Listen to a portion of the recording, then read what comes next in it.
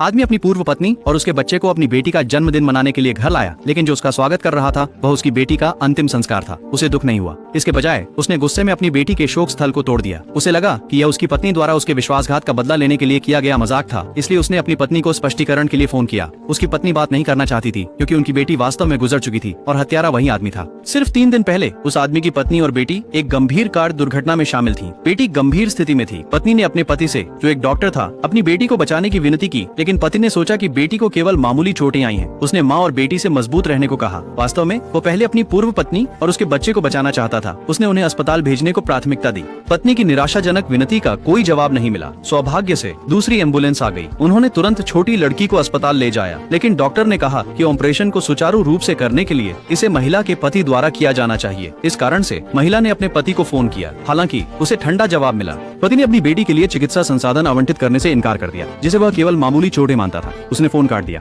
महिला के पास कोई और रास्ता नहीं था, इसलिए उसे व्यक्तिगत रूप से उसे ढूंढने जाना पड़ा। लेकिन जैसे ही वे मिले, पति ने उसे खून देने के लिए खींच लिया। महिला सहयोग करने के लिए तैयार थी।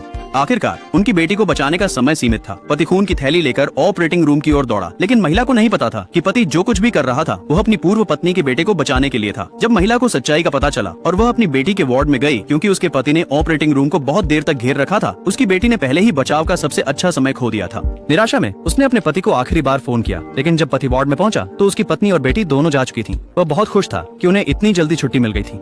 इस तरह उसके पास अपनी पूर्व पत्नी के साथ निजी समय बिताने का समय होगा। वास्तव में उसकी पत्नी घर जाकर उनकी बेटी का अंतिम संस्कार करने में व्यस्त थी। जब आदमी ने सच्चाई जानी और पछतावे में घर पहुंचा तो वह केवल अपनी बेटी को देख सका, जो लंबे समय से सो रही थी।